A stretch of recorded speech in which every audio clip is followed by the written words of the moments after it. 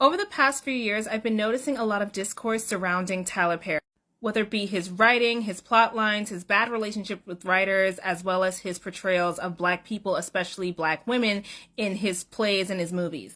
As someone who was put onto Tyler Perry as a child and who watched his movies growing up, there were things that I never noticed or believed until I got older. As I got older, I noticed that there were certain things about his movies and plays that were being pointed out, especially by Black people and Black viewers of his work. Growing up, before I was able to fully analyze the issues I find with his movies, because I was never a fan of his plays except one, I actually used to find his movies pretty enjoyable. The first critique that I ever heard towards Tyler Perry in regards to his movies and plays was his perpetuating and the portrayal of the Mammy caricature with Medea. Now, as a child who didn't know any better, I used to find humor and comic relief in the character of Medea. And I would also tell people who had criticism towards Medea and Tyler Perry's work that I would find some of the positives in it, like the ability to learn a lesson, especially about things like forgiveness and moving on and triumph after struggle. However, as an adult and watching these things again, seeing the character and caricature of Medea being played out for the last 10, 15 years, and one too many times, I definitely am in agreement with the people who have criticism towards Tyler Perry over this. And some of these criticisms are even coming from Black people who are in the industry or Black people who are Tyler Perry fans, viewers, and supporters of his work. Another critique of Tyler Perry and his work that I have come to agree with is his negative portrayals of Black women in his work. The same storyline and plotline has been written by Tyler Perry in his plays and movies since Diary of a Mad Black Woman. So much so that it has become predictable, redundant, outdated, repetitive, and downright exploitative. It's one of the reasons that Black women, and particularly Black women of my age group, millennial, Gen Zers, are coming back and criticizing his work and even choosing to back out of watching Tyler Perry projects. A Fall from Grace and Acrimony are really what did it for a lot of people. The same story of a Black woman being hurt, abused, struggling, or being done dirty by a man in her life, whether it be the man that she's with, a family member, mom's boyfriend, etc., is just so overdone. But one of the reasons his movies and plays are so popular is because there is a demographic of Black women, particularly of the Generation X and Boomer generation, who resonate with his work. And some of whom have even claimed to see the positives in his work because they have shared experiences with his female protagonists. Tyler Perry himself has been open and honest with being abused as a child, both physically and sexually, leading to my next point. I'm running out of time, so like for part 2. In the beginning, it seems that Tyler Perry was telling these stories in good faith. As the years wore on, it seems that now he's telling these stories because A, he's become more exploitative as he's become more successful. B, he thinks that the formula that he's been working with for so many years isn't broken, which it is, so he doesn't need to fix anything, which he does. Or C, he constantly showcases trauma, struggle, and abuse because that's all he knows and he hasn't fully healed from his own trauma. And unfortunately, there is an audience that relates way too much to that. Another critique that Tyler Perry gets for his work, which I have come to agree with, is his writing. The dragged out storylines, the plot lines that open and the subplots that open and never get closed, and the dragged out dialogue are one of the reasons why I can't keep up with Tyler Perry's new shows. The last few seasons of If Loving You Is Wrong and The Haves and the Have-Not, two shows which I loved, were so dragged out with multiple episodes being fillers, plot lines that opened up and never closed, and the series finales being so disappointing and left empty. And it left a lot of questions that were never answered and a lot of viewers, including myself, feeling so unsatisfied and disappointed.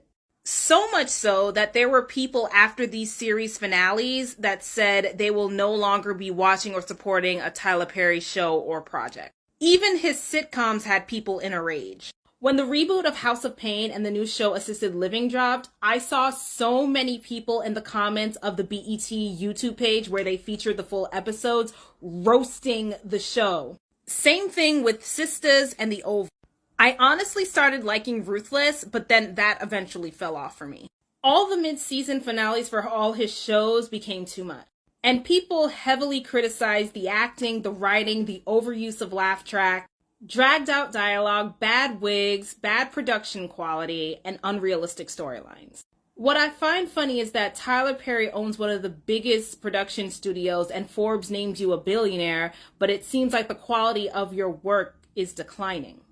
It's as if the quality of your work was better when you had less money. Now that you have more money, the production quality of your shows and movies look like a web series that a college kid with a low budget put out on YouTube or Tubi. And I would be more understanding if that were the case, but it's not. Also, you writing almost 10 shows and movies by yourself has majorly affected their quality. I believe that him having writers on his old shows and projects aided in them being successful. Again, I'm running out of time. This will have to be a series, so like for part 3. Tyler Perry himself has stated in the past that the reason he writes everything himself is because nobody understands him and his voice or knows his audience's voice and what they resonate with, as well as his emphasis on the importance of ownership. As an artist and a creative myself, I do agree with his take on the importance of ownership. However, no one man is an island, and the audience that he claims he knows so much is the audience that is now critiquing his work and his work ethic. And this was evident when he got roasted on Twitter when he revealed and boasted about how he wrote all his movies and his shows by himself and how he didn't have a writer's room. Some of the positives or the excuses that I see people making for Tyler Perry are him being a black man who made it from nothing to something, him being a black man who owns one of the biggest studios in the US, and who hires black people to act in his movies, so basically giving them a job and an opportunity. And as true as these are, those are the only positive qualities and attributes that I can apply to Tyler Perry in this day and age. People have pointed out that although Tyler Perry hiring black actors and just smaller actors to act in his movies and shows are good, it would fare Tyler Perry and his audience better to extend those opportunities to black talent in regards to writing. You have one of the biggest studios in the US, and instead of writing or creating nuanced black characters in sci-fi, fantasy, and coming-of-age stories that don't center around trauma, abuse, or struggle, you insist on putting out the same tired old storylines. His show Sisters, which comes off like a bootleg Girlfriends, had black women heavily critiquing his tone-deaf portrayal and representation of black women. It brought up a very good question that I saw after the show aired.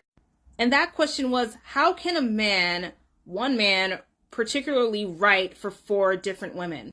This honestly parallels in how we critique white writers who think they can write for black characters or a black audience, and it always ends up coming up tone deaf or even flops hard. To be honest, I do not believe what people are saying or what Tyler Perry is saying, and that ratings are what's keeping his shows alive on BET or BET+. I believe that he is paying the networks out of his own pocket to keep these shows up. Because with the reviews and the criticisms that I see, it cannot be rating.